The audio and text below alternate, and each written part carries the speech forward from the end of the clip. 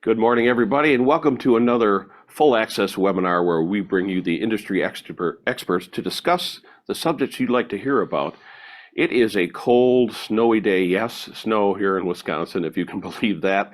And we have a very challenging subject to talk about, a very broad subject today. We're going to be talking about solving tech challenges within classroom, performing arts, universities, colleges, institutions across the board.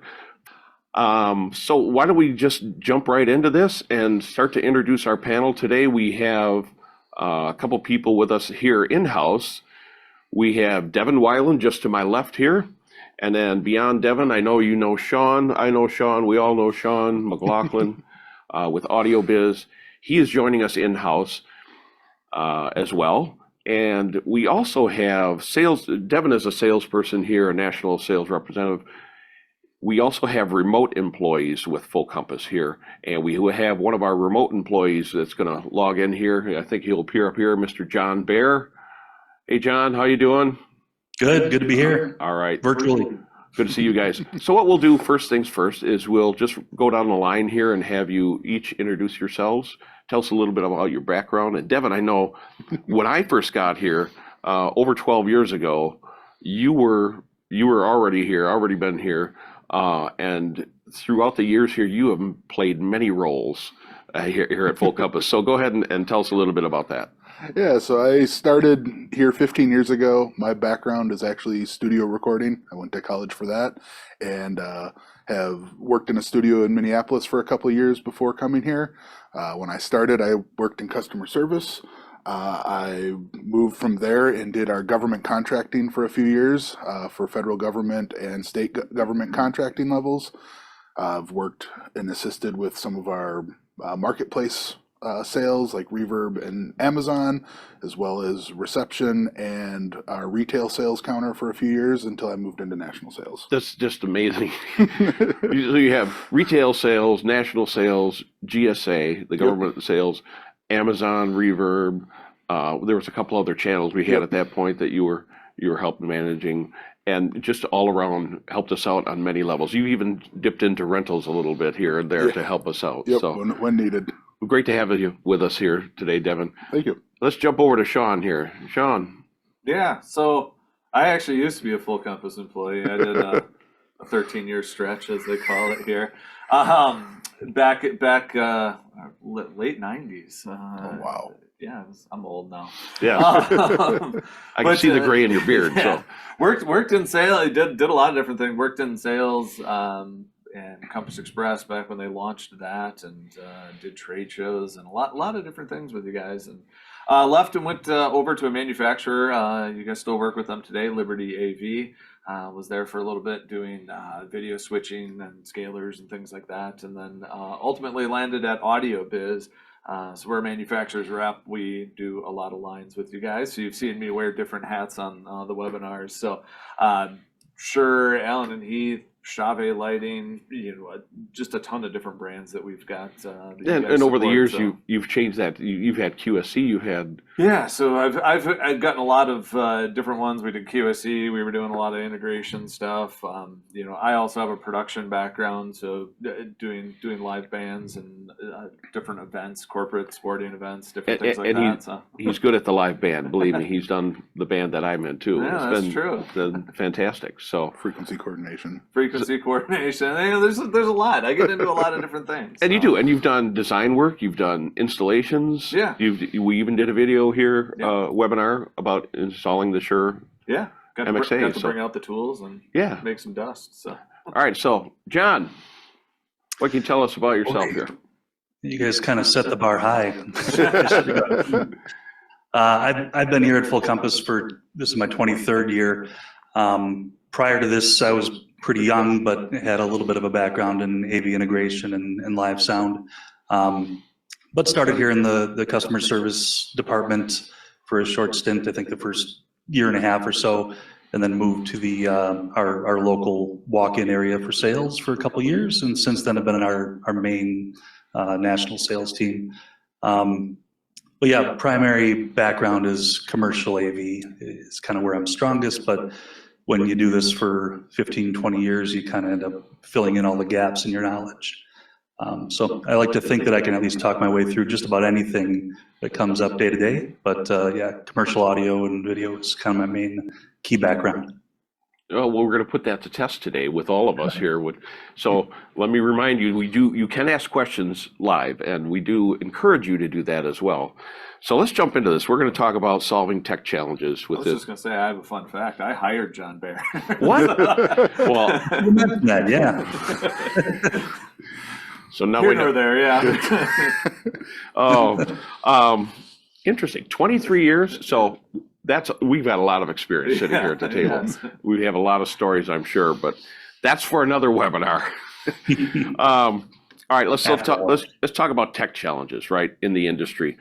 And first off, let's rewind 15 years back, if we could. Do we have a rewind music or anything? Yeah.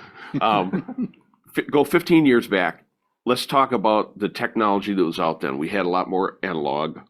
Times were very, very different. And as you know, in our industry, things change greatly all the time. Sean, we'll start with you. Yeah.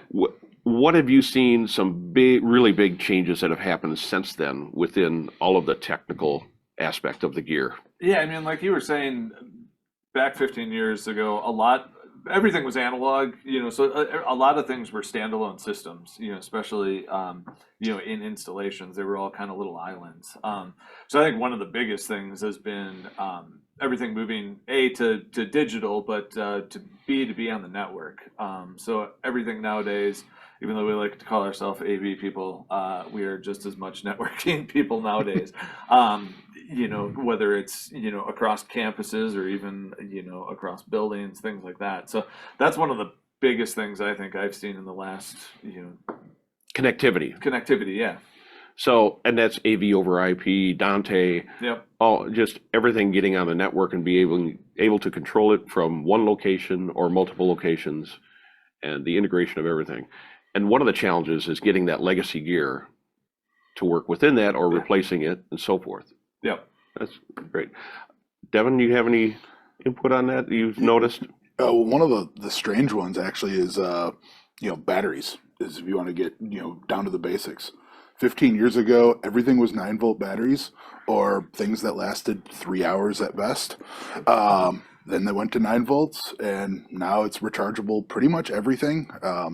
You can have a camera that's running on a battery that actually will last long enough to do this webinar, compared to 15 years ago, where it might have, but it was probably a backpack someone was wearing. Speaking of batteries, wireless systems have changed greatly. Yes. Wireless has changed dramatically. In the last several years. So. Like crazy. John, what sticks out to you as far as changes? I like the battery point, Devin. I wouldn't have thought of that, but that's just something we take for granted now. Yeah, I mean, on the audio side, there used to be so much of my day would be sitting in the RDL, the Radio Design Labs catalog, with their 50 pages of little stick-on devices that were all single-purpose fix-it devices, and you could do anything with a combination of 3 or 5 or 7 of those things and build out a whole system by interconnecting those and getting to the end goal that you needed. Today, just about all that stuff is integrated into a single box. If you have a DSP or Matrix device, it'll do 100 things and kind of cover all those needs. And I still find it exciting when I come up against a challenge where I get to take out a catalog like that and come up with a point-to-point single device type of solution. But from a home theater receiver that has 500 features and every music streaming service and everything like that built into the consumer devices, it's the same on our end, where everything gets packed into these primary devices, and you can accomplish so much with a single device, even though it may be a little more complex on the setup side. It's pretty incredible what you can do these days. So let's talk about the big hump that happened within the last 15 years, and that's the pandemic. We here at Full Compass saw a huge shift, and it was mainly within the video aspect. Yeah. If you guys would agree with that. Oh, yeah. Most notably, live streaming. Everybody had to be remote. Everybody had to be interconnected that way.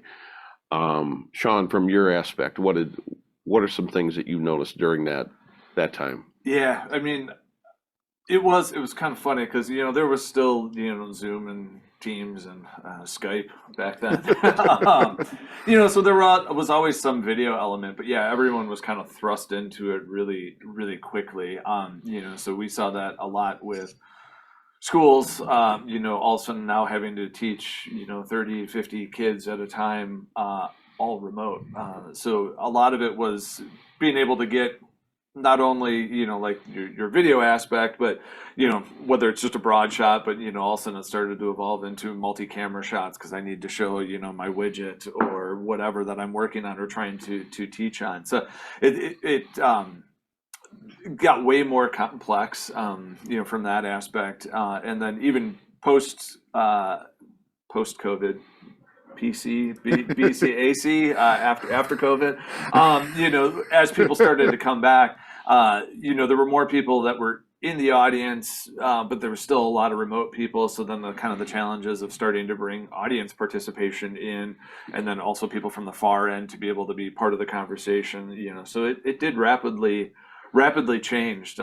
Even House of Worship, same thing of everyone needed to be able to get the word out, remotely. So I learned a lot during that time of doing remote broadcast mixing, and it's very different than being in a room with subjects and bands and things like that. Absolutely. Well, right here is an attest to that. We've got John remote. Yep. We have multiple, nearly every single business in the world started going remote with employees. Yeah. On some level. Back then we were all in the building, and back then we used to wear ties too. Remember that?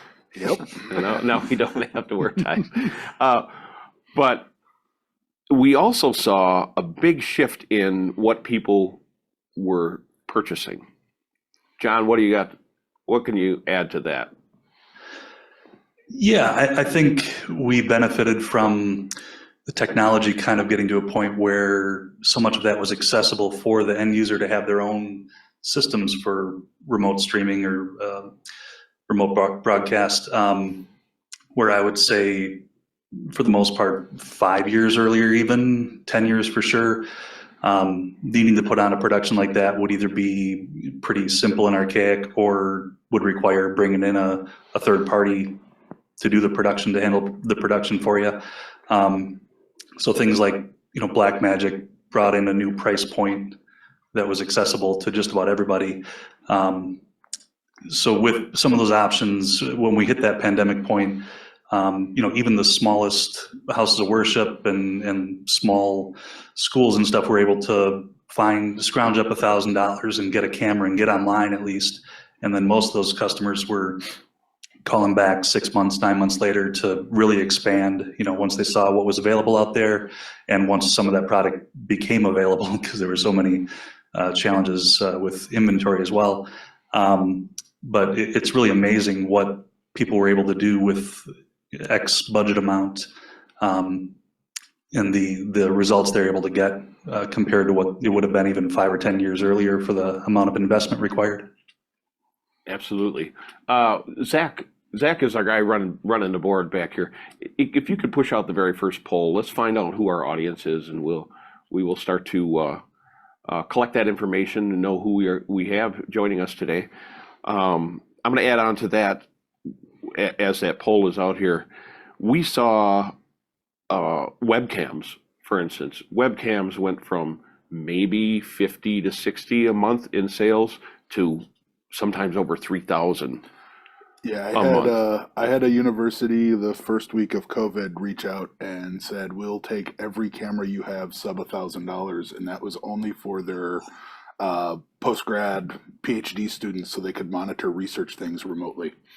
He said, anything under 1,000, we'll take all of them. And the number they were looking for, they knew we didn't have. It was 15,000 cameras total. So wow. Well, and that was a challenge too, because of supply chain. A lot of people were having to learn how to mix and match systems. Yeah. Nothing was really quite consistent. So there was a lot of piecemeal. Okay, we made it through this supply, like onto this next manufacturer, figure out how this works, and so that was always also very challenging to get multiple different formats, different manufacturers, everything working together. So I think we're close to clearing you out of SM7B as well. that is true. Early on the camera side of thing, obviously everybody needed something immediately, and I don't think there was anywhere near the quantities in our industry, and then we had to, distribution had to shift from the consumer side, who had, I think, the quantities or the scale available for some of that stuff, and move it over into our realm just to fulfill and get a camera in front of faces, regardless of what it was. So there was a lot of those as the pro manufacturers were catching up on their offerings, just filling in the gaps with whatever was available. Yeah. Wild West for a while. When Logitech was out of web cameras globally, you kind of knew it was kind of a problem. Yeah, something's changing. All right, so we got some results in there. Go ahead and end the poll and share that with everybody so we can take a look at that. And it looks like we have performing arts technicians in IT, which is absolutely right in a wheelhouse of what we're talking about today, having to adapt to that interconnectivity and dropping analog and going more digital, and the technologies that are out today. So we have, what percentage? We have 30% performing arts technicians. A lot of it have changed in the theater as well. We didn't even start to talk about lighting, right? The shift from incandescent to LED, huge changes there. So let's talk about, thank you for filling out that poll, by the way, and thanks, Zach, for that. You can stop the share on that. We do have another one. If you want to go ahead and send that one out while we're talking about this next subject. Is there, Devin, you rep our local university, University of Wisconsin. Yep. What have you seen? How has it affected universities from your point of view? One of the biggest things is the IT department, who kind of used to be, a walled garden of nothing touches our network, you can't do anything, we don't want anything to do with you.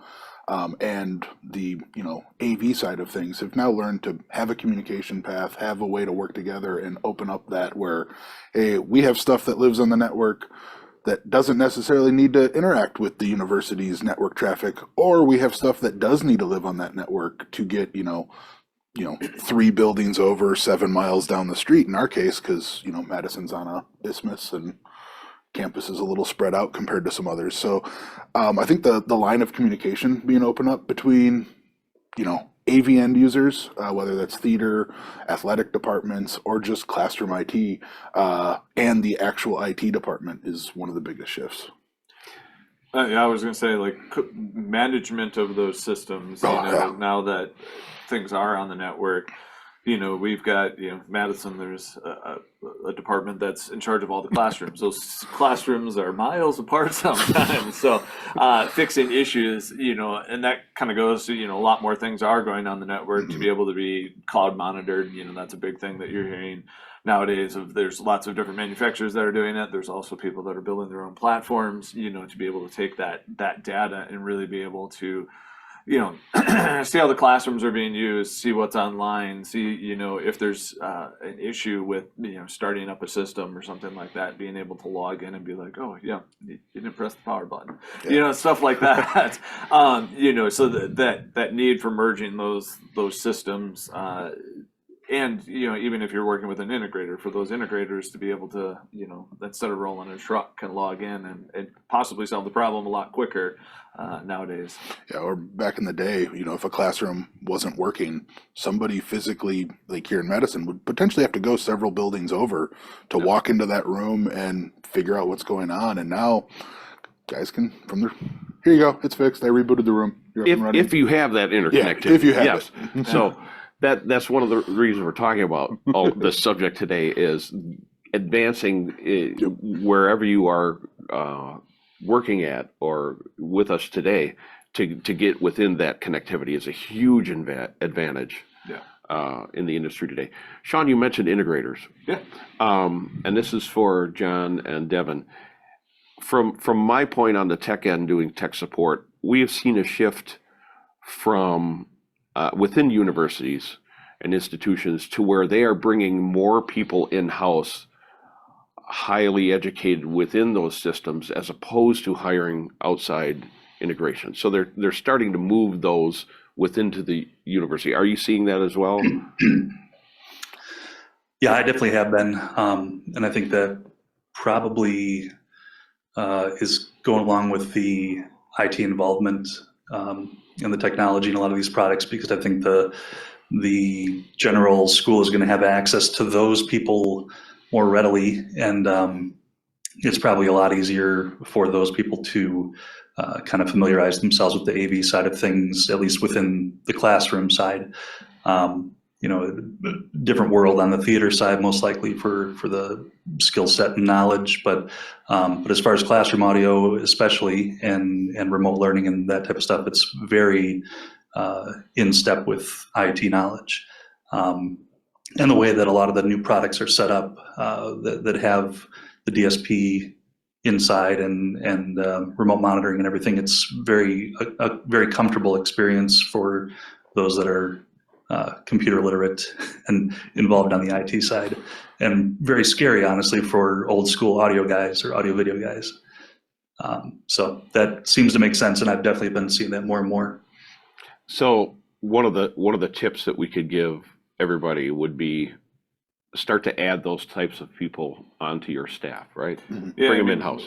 One of the questions that's up there is budget limitations, and I think that's, that is one thing of starting to look at using an outside integration company. There's a cost for having their employees, their design, their things like that. And I think people are starting to realize, hey, if we put these people on staff and spend the time for education and doing things like that, where we're seeing a lot of it is universities or people are just, even corporate customers, we're using integrators, and they've actually kind of sometimes got people that were permanent employees at their location through an integrator that have, kind of moved over. So it is definitely a shift in the knowledge base. We still see a good mix with integration. We'll use University of Wisconsin, since they're local. But anytime, typically they're building a new building, an integrator's involved, because they're designing it, installing the system, and it's a mass deployment. But after that, that maintenance and kind of keeping, or I would say the low level remodels of is all done in house now, to be able to kind of keep the wheels turning, and also with your own integration staff, you don't have to go out to bid. You're worried about the product, not so much the overall cost. I mean, there are, obviously there are overall costs with time and everything, but it's not as big of a job a lot of times, because it's bigger to do when you're hiring somebody outside, with insurance and meeting the requirements and all of that stuff. Yeah, I've even seen it gone from, your tier one universities at the highest level have kind of always had an internal integration department to an extent, but I've seen that trickle down even to the, Division II, Division III level schools, where they're starting to do that for the most part for everyday things. It's essentially an in-house integration team. Yeah. So let's end that poll, take a quick look. And I knew this would be, we all knew it, and it's one of the most difficult challenges for us as well. But topping the chart here at 74%, budget limitations. We are, our hands are tied on our end, right? As far as budget limitations, other than the fact when we can help out with finding gear that may be similar, that might be less expensive. You guys do that on a daily basis, John and Devin. That's the challenge you guys have constantly. Am I correct in that? Someone says, this is what I want, and it's not going to fit within their budget, but you guys go out and you find what's the application, what are you looking to do, and then you find something that maybe fit a little bit better within to that, and fill the need that they have, but not necessarily the want. Does that make sense? Is that kind of what Yeah, you? yeah, to an extent, a lot of times that's the case. Sometimes it's also the uncomfortable conversation of reminding them, 5 years ago this was $50,000. It's 15,000 today. So sometimes uh, the expectation also is it costs a little bit more than what you have budgeted it for. But buy once, cry once is my mentality a lot of the times of, if you want a really affordable DJ light in a theater and you need 6, you might want to buy 10, or get 6 theater lights. So one of the tips maybe in when you're adding on technology and new gear is to look forward beyond what you need right then and there, right? Look for Absolutely. something that's more you can expand into easily. Yeah, one of the examples, like in the theater world, intercom right now. A lot of times people go, I only need four people on wireless intercom, but the conversation comes into, well, what might happen in the next 5 years? Because it's cheaper to maybe buy the base station that's fully unlocked now than it is to pay that upgrade cost in a couple years. So 8 channels. Yep, whatever. exactly. And and most likely you are going to grow. I would assume you would. But Yeah, Sean? I was just gonna say that that's a good example. We talked about wireless changing. Wireless is always one. Now that Spectrum has gotten a lot smaller, you have to really forward think, because like if somebody calls me up and says, "Hey, I'm looking for 4 channels of wireless," okay, well, what do you want in the future? And especially with theaters and things like that, it's like, okay, I might be looking for 28 channels now, but my end goal is 40 channels, which is one thing to kind of try and forward think, because that's going to push you into different technologies based on where you want to go, which sometimes goes back to you got to spend more to get that Yep. that thing. So it's always good to talk with with your salespeople or people helping out with the design, to kind of get where you want to go as a future, so you can really nail it now, and make it compatible with the future. So you're not necessarily just being like, okay, cool, I bought my 4 channels of wireless, now I got to throw those out because they're not going to be compatible with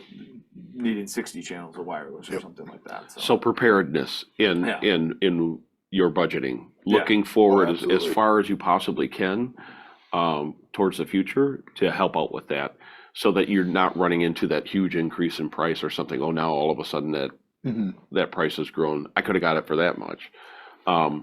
So everything in this poll here, all of that other stuff that we see here, that you guys can see that with the viewers online, is part of that budgeting, right? So not knowing the right products to buy, that can be an issue towards your budgeting. Limited time for research, justifying the investment that it has to yield, that's different.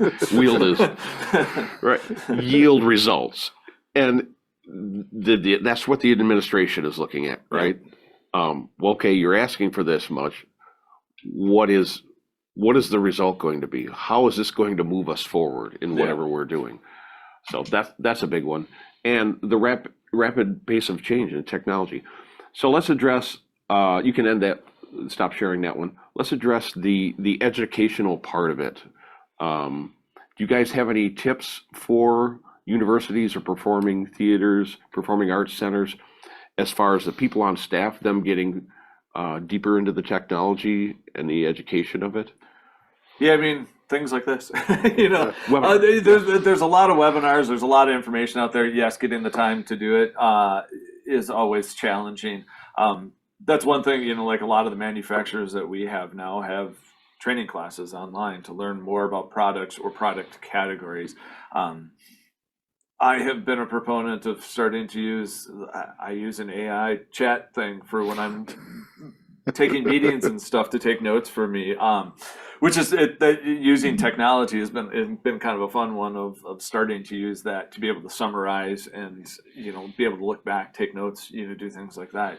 So using some of the technology, but there's a lot of education. There's also organizations like Avixa, which is the people that host the Infocom show, trade show. there's a lot of education from that, broad spectrum. So investing, especially if you're having in-house people, we see a lot of those in-house staff. I would call them end users, versus integrators, Right. that are now starting to, attend shows like NEB and Infocom and ISE and things like that They to have continue multiple, that education. Or in the theater space, USITT is a great one. Yeah. they have multiple levels of certifications within Avixa. Yes. Right. Fact. All from some of the basic things to CTS, right? Yeah.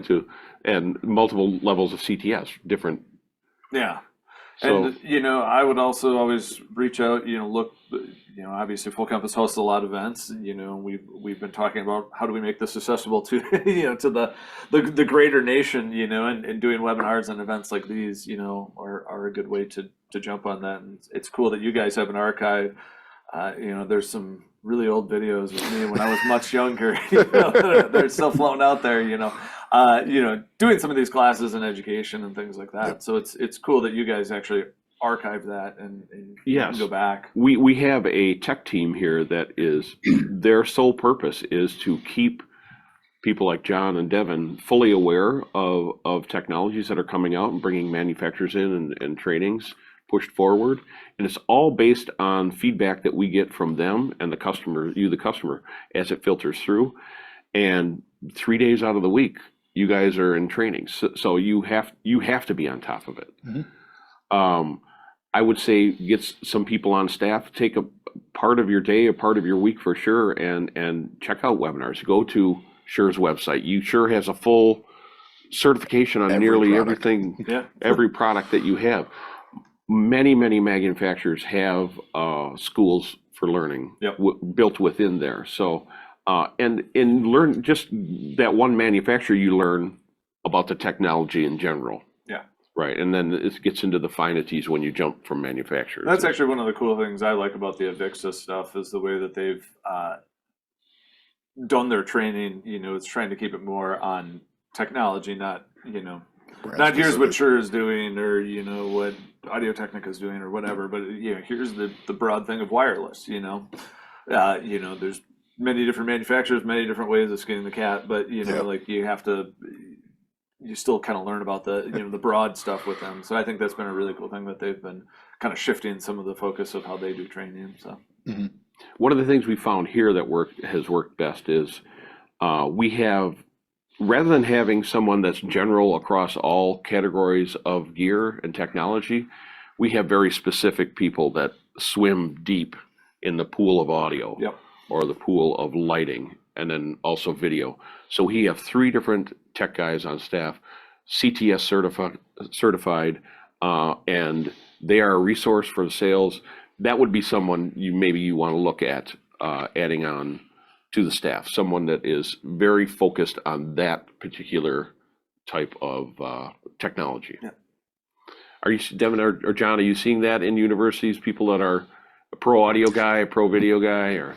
Yeah, definitely have. And maybe to shift a little bit from that question, what I was going to jump in with was, since we were talking about the number of universities that were bringing all the AV in-house, I think there's still a lot that haven't gotten to that step, or they're smaller and don't have the budget to expand to get to that point where they try to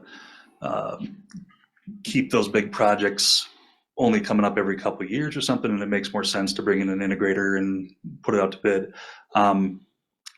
A lot of my daily conversations are with those levels of customers where they have the AV guy or the IT guy or the pack manager or something, and feeling them out and working with them to figure out if it is something that everyone feels comfortable with them handling internally and directly. And a lot of times that means that person figuring it all out, getting it all installed with the help of some of their associates. But I think that's a valuable way to use us as a resource, is kind of talking through, that person may not be intimately familiar with the new technology or what they need or what options and capabilities are out there with the new generation of products.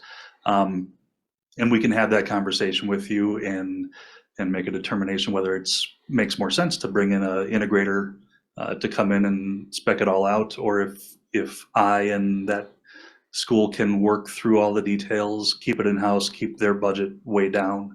So potential cost savings, but we're always real upfront about, okay, you're in over your head on this one, or you're asking for too much. You're asking for trouble if you try to tackle this yourself.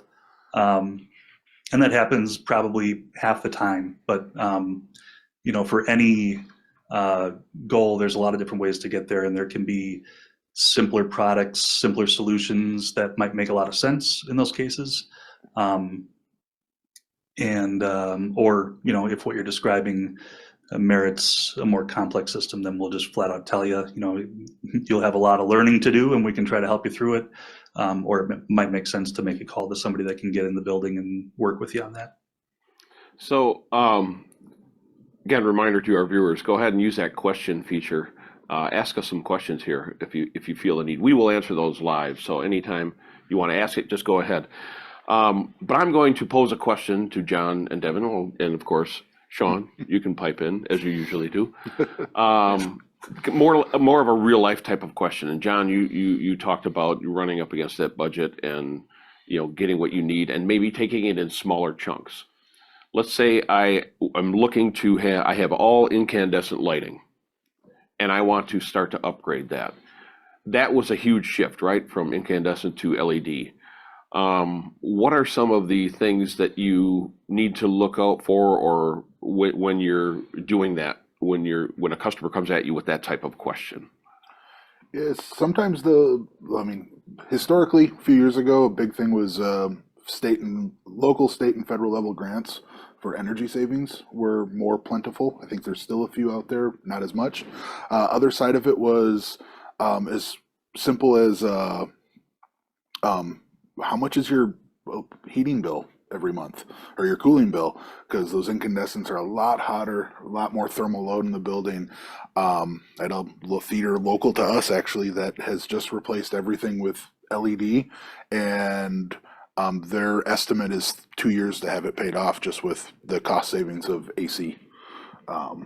So in their case, it was a very inefficient building with a lot of lights. So, but in the case, it's very cost savings. Even though it's a big upfront check to write, it pays for itself over time pretty quickly. That is a great tip for when you're pitching that budget to the people that are going to make the decision on that budget, is the cost savings with LED for sure, right? And the number of over time what you save. What about power issues? You save power. You do, and sometimes customers can run into a problem with that, because they go, "Oh yeah, this light is, it used to be one, maybe two lights on a power circuit," and then they go, "Oh, we can put a whole lot more," and sometimes they overstretch that, and they get themselves into trouble by putting too many low power fixtures on a single circuit, where 90% of the time it's fine until they are doing a theater production where they want it to become a blinder when it's not a blinder, and now all of a sudden, first tech rehearsal, they push it all up and lights go off. Sean, anything to add to? Yeah, I think looking at things, a lot of times everyone's like, I need to redo this. Our PAC is 20 years old. We need a new lighting system, new audio system, new video. Like you kind of looking at a large budget. One thing that I've seen that helps is breaking things up into categories, and kind of doing those in multiple phases, because with a big redo, everything ages the same, and that's what we're seeing a lot is, we had budgets, there's a lot of auditoriums that, were put in 2000, that are, 25 years old now. That doesn't seem that long ago that 2000 was here and we were all worrying about the computers shutting off. But, getting into doing things in phases, that way as equipment and technology is changing, you're not needing everything at one time. So, we see this a lot, especially with production companies and stuff too. It's like, okay, here's the year of audio, we're focusing on audio, and then the next year, maybe it's video, next year maybe it's lighting, and that, spreading those things out, that your cycles are coming up in smaller chunks, and, Yep. You can advance those technologies. Or even doing small chunks, like the theater application we've been talking about, incandescent lights to, you're dealing with okay, I've got an old dimmer system that is also going to need to be replaced into something that's switching. So, how can we, maybe take this in chunks and look at, can we deal with our power and keep some of the incandescent lights and use them in a different way, kind of stretching some of that out. But yeah, trying to plan, kind of goes to that forward thinking again of planning out, further out, looking where you need to be ultimately. Planning is super important. Yes. Do you suggest, for all three of you, do you suggest that maybe take in those little chunks, take the one that's the most immediate need, the one that will make the most impact, maybe, to hit that first? Yeah. It depends. It depends. I like doing some of the most impact, because generally that's also something that, whether you're doing grants, working with management on budget, or soliciting fundraising is, I guess, the word I was looking for. Sometimes that is the stuff that, I don't know, impresses people more. But you see more of an impact up front. Some of the things in the background might not get as noticed as much. But kind of it all depends. So. Yeah, getting people's attention with some upgrade will get everyone's eyes on it and see the benefit of, where they're directing the funds, or for actual public fundraising and stuff. You might get a lot more eyes on something that's more eye candy, or just a general improvement from the audience perspective, and help fund subsequent upgrades. Yeah. So again, ask questions out there. We would love to answer any of those that you have. With the budgeting, I guess the most, again, I can't stress it, planning. I would say focus on benefits that it would bring. It's a good way, like Devin, you had mentioned, looking for grants and so forth. This is how we will benefit, whether it's cost savings in the future, whatever that may be, but really pitching that budget with benefits. How the university or performing arts center is going to benefit from it. And Sean, you had mentioned you're looking forward. We were talking about lighting, and one of the buzzes I'm hearing a lot of within the industry is having people consider going IP65 even though it's going to be indoor. Yeah. And why would that be? You're seeing a lot with manufacturers nowadays. IP has become a thing. There's a lot more outdoor. So what is IP65? So IP rating, ingress protection is what it stands for. So really being able to use your fixtures out in the elements, so we used to see a lot more kind of two categories from a lot of manufacturers of here's indoor stuff and here's outdoor stuff. And the outdoor stuff was obviously generally more money to get, but we are starting to see a kind of consolidation into using IP fixtures. From a maintenance standpoint, it's a sealed unit because it's meant to go outdoors. So cleaning and maintenance, you're not getting as much dust and things like that. So we're starting to see a lot more people considering doing that. My maintenance is less. It's easier to actually maintain because you can just bring it down and literally hose it off and send it back up in the air. So we are starting to kind of see that a lot more with manufacturers kind of moving that route also. So it's definitely a long-term benefit that they can look at and consider when pitching that budget as well. Sometimes because they're sealed, there's no fan, so they just operate quieter. Yeah, so that is true. In a theater application. How about design? Let's look at the physical challenges that some of these places face. I'm sure you guys get a lot of that. This is the room I have, and you want it to sound better. You want to treat the sound.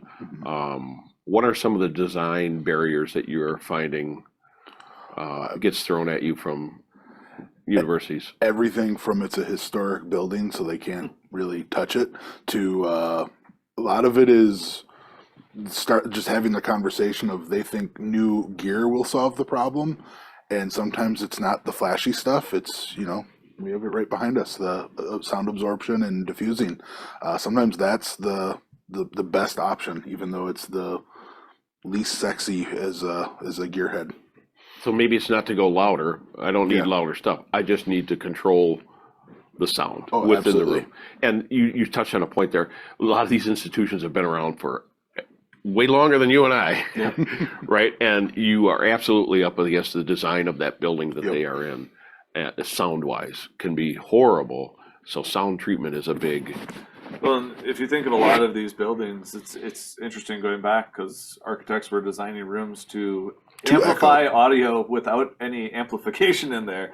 Like a lot of the pit classrooms and things like that were acoustically designed to amplify that speaker that was on the platform, and now you're needing to add amplification, which causes a whole bunch of other things. So yeah, sometimes like Devin was saying, treating the room, trying to figure out what your problem is, and that goes into that planning stage of not just, oh, I want this, but like why do you want that, and working with people to help with that guided selection of what you're trying to accomplish, not necessarily the gear.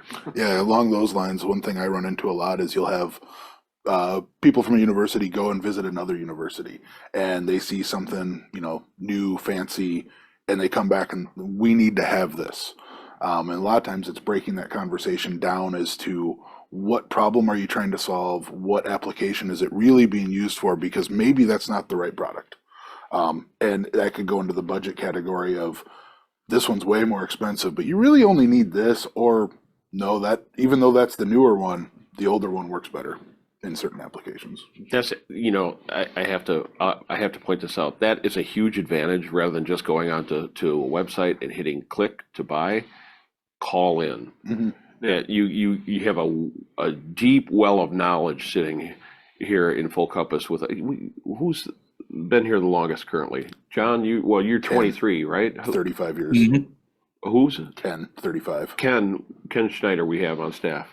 That's a long time and seen a lot, and he represents all the Madison local schools system, doesn't he? Right. So Yep. give a call to these guys. Use them. They're a great resource. They've seen it all pretty much. Well, Devin has.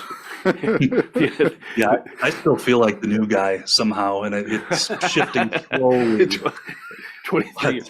But I'm surrounded by people that taught me everything when I started, and they're still here. So there's a lot of resources here, and I think that's something that's changed in the industry. And Sean can probably attest to this or speak to it. We have so many resources at the manufacturer level, and with our outside field reps or third-party reps, engineers and design assistants. I think Devin and I think that we're pretty smart with this stuff, and I'm fully confident with simpler system designs and stuff. But there's absolutely huge value in having available assistance at the manufacturer level with really smart people that can take room designs or take room drawings and come up with some really top-notch recommendations and lay it all out for us, make us look really smart to the customer. But 9 times out of 10, that's free assistance that's available through the chain of manufacturers, and the manufacturers see it as a benefit to the dealers and a benefit to the customers, and it gives them an edge in the industry. So they're kind of pit against each other to come up with the best design and at the right budget and stuff. So we can take the information from you. If it's something that is real straightforward, we'll get it to you real quickly. Otherwise, we have just so many people available to us, and we'll have a good idea of which manufacturers to direct those opportunities towards, and they can come back with a few options. And it's become a really smooth system, and just a huge advantage for the end users to not have to bring in a company and that cost to get that information and potentially get them over the finish line with essentially free assistance the whole way. That you brought up a great point, John. It's hard to find good resources. So why not find a resource that has multiple resources in the back end of it, right? So you just giving John a call or Devin a call or any one of your Full Compass sales rep, they have people like Sean and all the other manufacturers and the tech team and everything waiting to help out with these really challenging questions. So we do have a question. Speaking of which, are there any resources I can get to communicate to those that are controlling my budget to help my organization see why we need to upgrade, change larger ticket items like lighting and sound systems. Resources for that to I mean, generally, Help them like pitch. working with just like kind of John saying, we're working with a lot of the manufacturers. I mean, me as an independent rep, working with the lines that we represent, I love it when salespeople give me a call to say, hey, hey, can we get on with with the customer, and or the powers that be that control the budget, because sometimes that helps to have, that manufacturer support of like, hey, here's what you're looking for, I always, personally, I always want to stretch the people's budgets as much as, as possible. I always feel weird asking about that as the first thing of like, like, what's your budget? Sounds like, well, I'll sell you whatever you need to, but, that also kind of helps shape, what technology you need to choose and where to make that most impact. I mean, we all want a Ferrari, but sometimes we got to drive a Civic. So, it's, having that budget in mind, but yeah, use the resources, use your salespeople, use the manufacturers to help out, talk to those people. And like Devin was saying, of even, there are a lot of programs to aid with things, of energy savings and other grants and things that are out there. And you can't necessarily fill them out, but we might be able to point you in the right direction of, here's an opportunity that can help you save, that you can bring to, the powers that be to help make that decision. So what was his name? Nathan? Yep. Was that Nathan? Yeah. Nathan, Shauna, you made me think of a great way to help with that is manufacturers or reps like you have demo units just getting the powers that be in there to take a look at that light. Compared, this is what we have, this is what we're looking at, and a side-by-side comparison, sometimes it'll just, oh, I get it now. Yeah, especially even getting something in your space puts it into much more perspective, than looking at a piece of paper. Yeah. So take advantage of that. Talking about it only goes so far. When you get those people standing in front of it, hearing it, seeing it, that can make or seeing the benefit that way makes a big difference. All right. So we have, as you were talking sound dampening, one struggle I have is getting the admin to understand the need for it. I have a field house that has no sound dampening, and we know that could be super loud and echoey. The sound bounces everywhere, absolutely, but they brought the original install company back when the space is empty, and they say, nope, everything is great. Once people get in the room, the noise level increases greatly. Basically, people are there are not knowledgeable enough to give accurate information. In rooms like that, the first thing that goes is speech intelligibility, right? Yeah, that is one of the big It's things. super hard to understand. So you could have the best speakers, the best mic. You start to talk through that, and you've got that room bouncing everywhere. It's hard to understand them. Yeah. So it is absolutely important to do that sound dampening.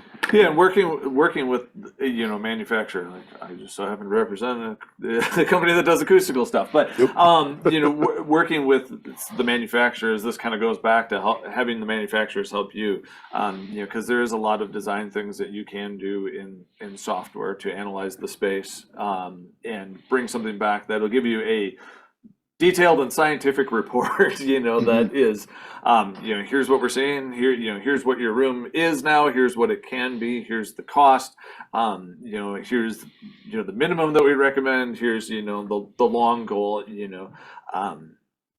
so again, kind of touching back to the manufacturers, the experts, and bring them in to help, work with the people, sometimes it's harder, obviously, to convince people to spend the money, but yeah, using manufacturers is always a huge benefit. And to kind of go directly at that question, I've had it was a high school, actually, not a university, but reassessing the goals of the space. They had a gym that was extremely loud and chaotic, and you couldn't hear anything, but it was primarily used for basketball. And we readdressed the speakers to went smaller, removed a lot of bass from the room, and directed them just at the audience and kept everything off the floor. Even though originally they wanted music for dances and cheer competitions and stuff like that to be on the floor, because 80% plus of the use was a basketball court. We eliminated that, and that brought the speech intelligibility up dramatically. They just had to make a slight sacrifice in other spaces. Yeah. You know, sometimes in designing sound treating rooms, it's absolutely panels like this make the world of difference. Yeah. The design of this room that we're in right now, the walls are not parallel. That's a big thing. The glass is tipped. Nothing has a capability to bounce back and forth and get that reverb happening. Yeah. But just soft materials in general, adding that in. So maybe there's plans to redo a space and kind of redecorate. There are sound panels that you can get with artwork right on it. So that may be something that you can work with the people that are redesigning the space, or whatever that may be, to make it more aesthetically pleasing as well as treating the sound all at once. John gasped. He had something to say. I was going to say that. Oh, hey, I'm still here. Acoustic treatment is always a struggle to express the benefits of, and it's never an exciting cost to see on the plans. But oftentimes, if you have a aging system in the gym, it may end up being more intelligible and sounding better potentially for your use case by adding acoustic treatment versus swapping out speakers and amplifiers and other components.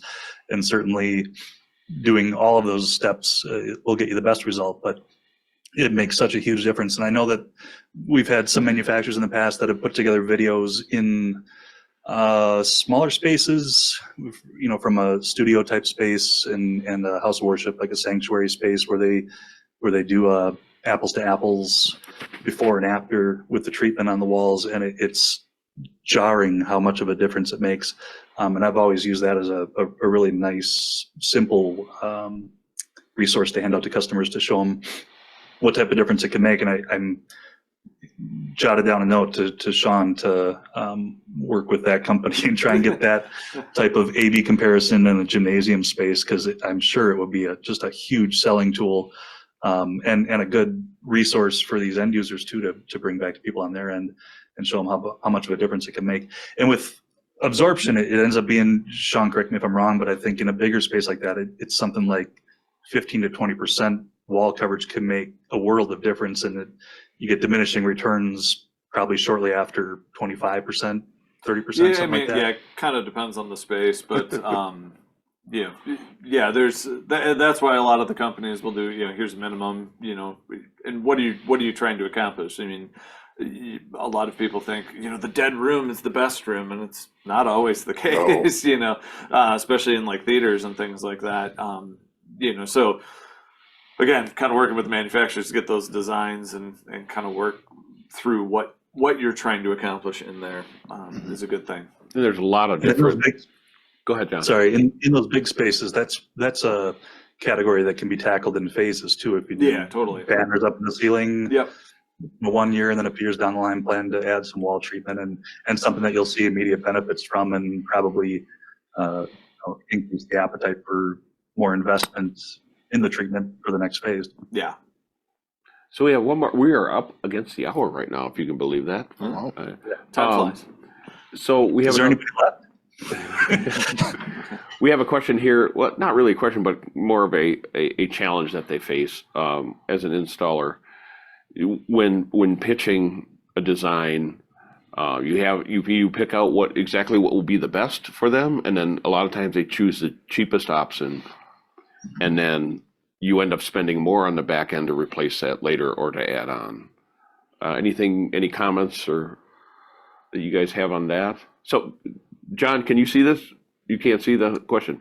I can't. All right, I've so got the something I gist. see a lot as an integrator is that we help a client with a product info and demos, system design, specifications, etc. But then the project goes to bid and they choose the cheapest option that is usually a not as reputable, knowledgeable company. This creates problems that need to be fixed, often adding cost to the project strategies. Do you have any information for trying to combat this?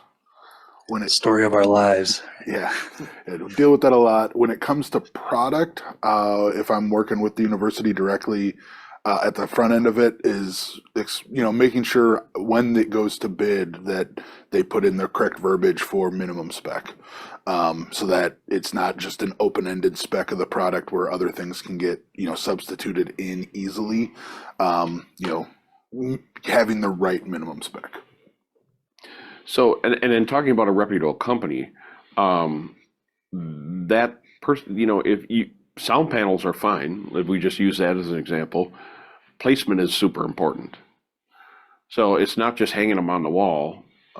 It is where do you need to put it? So that company that has to have people that are highly educated in it as well. So.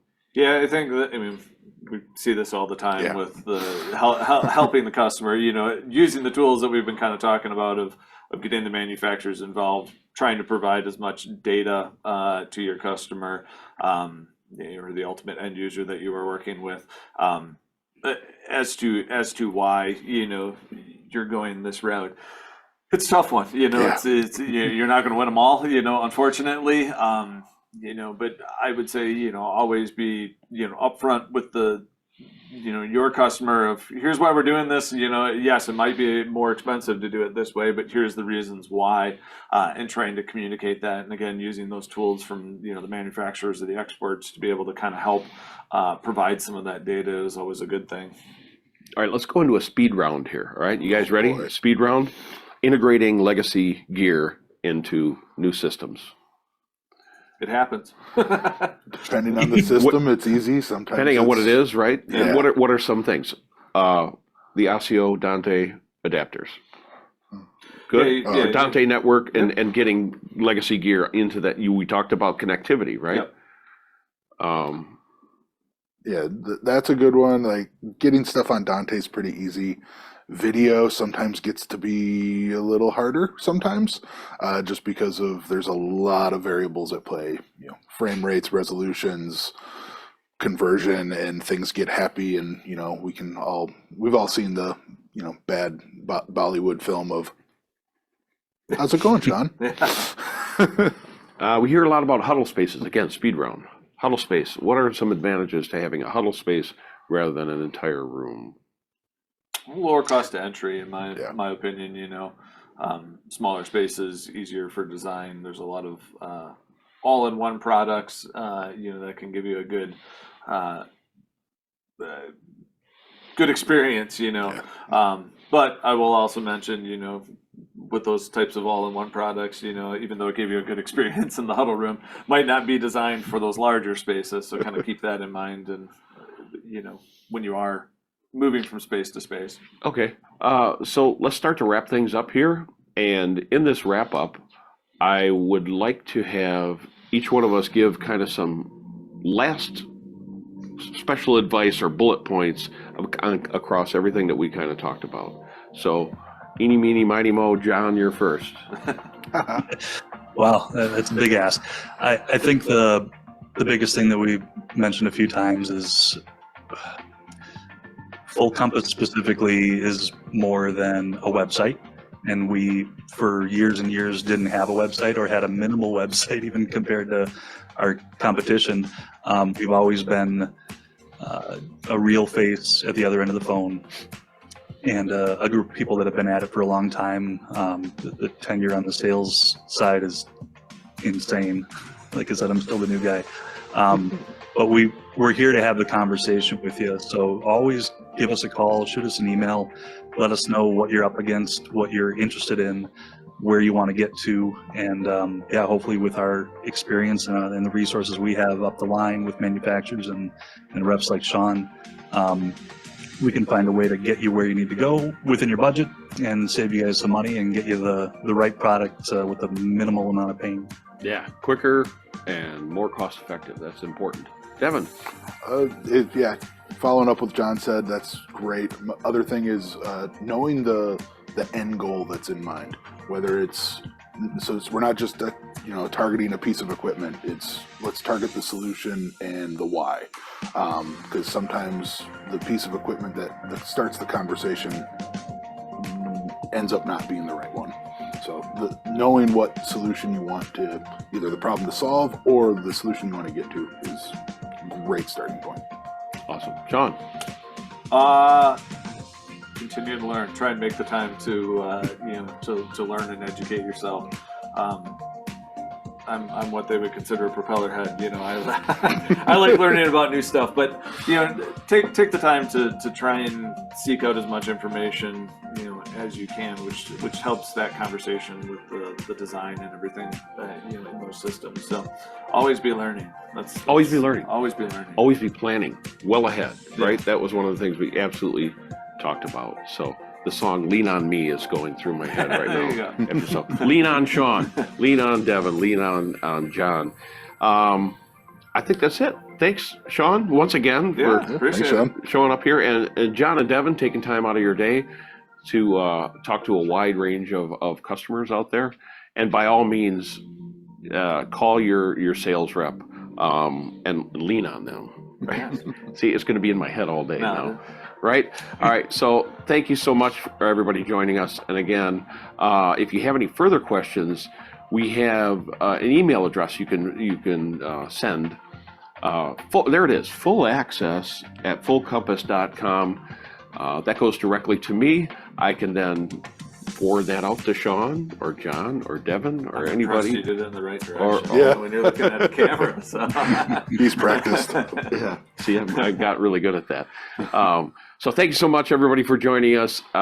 Thank you, Devin. Thanks, John and Sean. It's been a pleasure. And hopefully you viewers, thanks for watching. Hopefully you got some good tips to take forward with you.